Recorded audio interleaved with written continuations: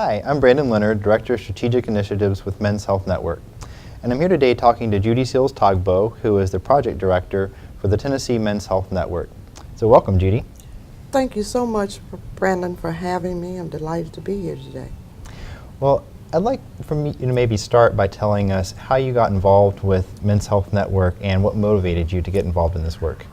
Well, I've always been concerned about men's health, but it was a fluke, truly, that I became an employee of Men's Health Network. I was looking for a part-time job, and somebody said go, and I went, and it was a very nice lady there that interviewed me. So I came on board, and right away I could see the need in my community to really get out there and try to get the men to be engaged in health. Well, tell me a little bit more about the need that you mentioned. What is it you think that is driving this need to really reach out to men and talk to them about their health? The fact that if you go to churches at any time, you'll always notice that for some reason there's a large number of funerals going on, and they're mostly men. And they're dying way too early and leaving children and their wives at home. And I had a couple of friends that happened to, so I was really wanting to see, why is this happening? And the further I dove into it, I could see that, hey, these people do not go to the doctor. They don't take care of themselves. So I wanted to make that happen. Well, I know that one of the ways that you've been working on that is through the faith-based community. And so you've done a lot of work in Memphis, the entire Memphis area, as well as in your home state of Arkansas, to really reach out through churches and talk to men as well as their families. Can you tell us a little bit about how you engage the faith-based community? The faith-based community is really, they're becoming aware of the game, and they are actually trying to get their members to be healthy. And it is a force, but you have to first engage the minister or the pastor and get him on board, because if he's not on board and does not preach that from the pulpit, it will not happen. We have several churches that actually try and have an event without the pastor really being on board. He says, fine, come in and have this event, but he never shows up. He never mentions it from the pulpit. It's not in their little Sunday newsletter or anything. It's just an event that takes place. It's generally a health fair, and the only men you see there are the 4 to 5 that are moving boxes for women. And unless I go outside and chase them down, because once they set the boxes down, they're finished. So we had to try to devise some other ways to get them involved. And Shelby County, which is the Shelby that's actually Memphis is all of Shelby County basically, they come up with a great format, and it is 140/90, and that is what they want your blood pressure score to be. So at least we are getting a chance to engage them on that and say, you need to go check your blood pressure, or if you're already on medication, you need to take your medication. We find that if we've got 10 men in the room, 9 of them will be on medication and 4 of them will be taking it incorrectly. And that's leading to strokes, heart attacks, kidney failure, all of that. So the faith-based events that you've done with some of the churches, once you get the buy-in from the minister and they're involved, what do those events look like?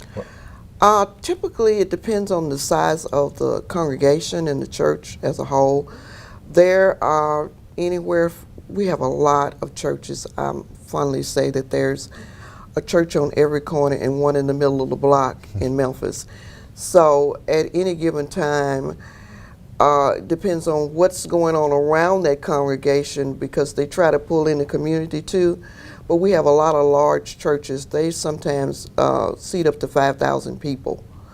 So those will be well attended. You would have 500 to 600 people at that particular event.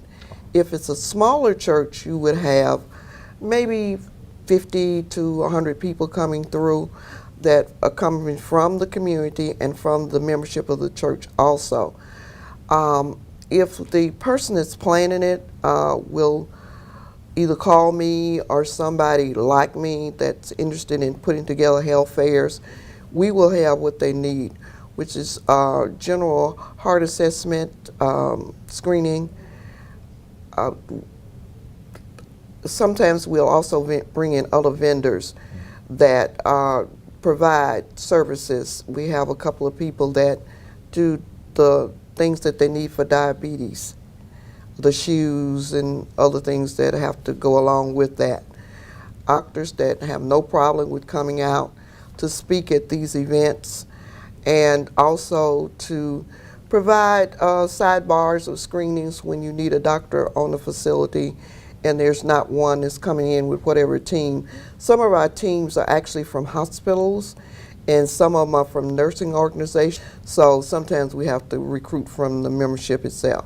Okay. So I understand that you have a Men's Health Summit coming up this weekend, in fact. Yes, I do. Can you tell me about that event and the I training? am proud to say that we've already registered 92 men. Wow, congratulations. And it's going to be a great event, because during that event we're going to announce the Men's Health Report Card for Tennessee. And actually, it's very poor. It's not very good. So we're going to try to get that to the community and ask them to step up their responsibilities.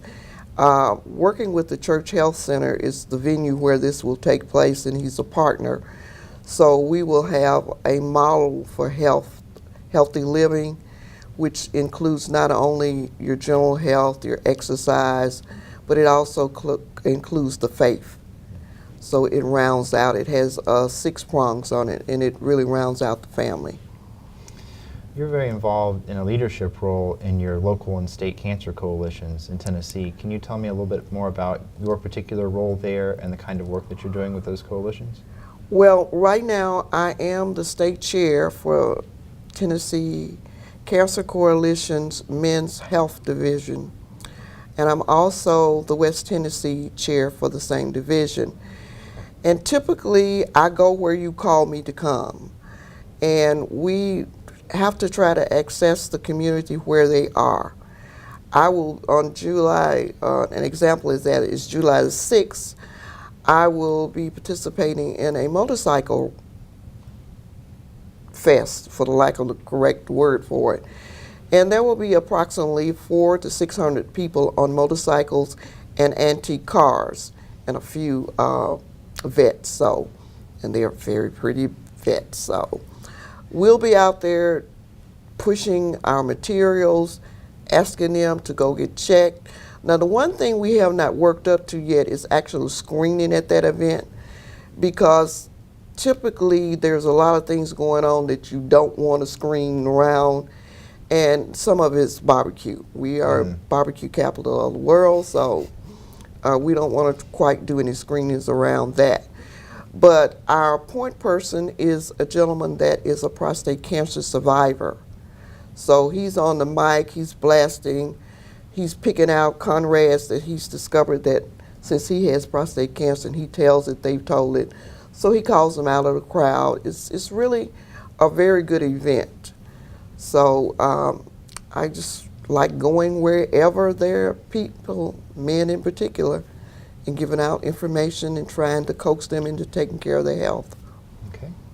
The 3 of the biggest health issues that we deal with as a nation in terms of death rate for one, but also just loss of quality of life, are cardiovascular disease, cancer, and diabetes. And we see that a lot of the cases where people are dying early of these diseases are actually preventable. Can you tell me a little bit about, from your perspective, the importance of prevention with these particular issues and what you've been working on in regard to that prevention? In Tennessee, it is very much so needed that we keep those points right visually where we can see them. It's like you need to write a note every day so that you can visually look at it, because the men in Tennessee have flunked all of those particular health entities. They literally have a report card that says F on it. So the Diabetes Association, I am currently a member on their community, they have a branch that works directly with the community, with the pastors and things. And what we do is set aside 2 different dates in the year. One of them we use for women, to get them involved and tell them about diabetes. And it is a hat event. Okay. And they wear their beautiful hats, and we even gave away a $600 hat at the last event, if you can imagine one costing that much. And they really have a good time, and we've gotten new members from that will go out into their churches. Once again, we're back to the churches. They go into their churches and they have single events that deal directly with diabetes.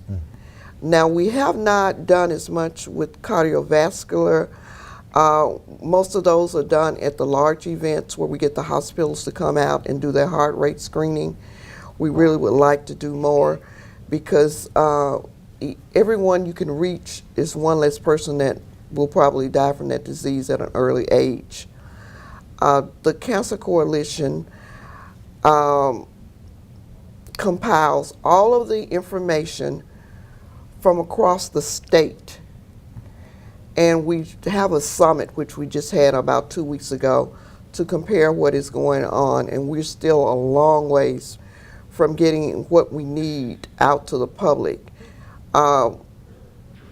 Fortunately, the name has just been changed from prostate cancer to men's health cancers, because colon cancer is one that we have to worry about that.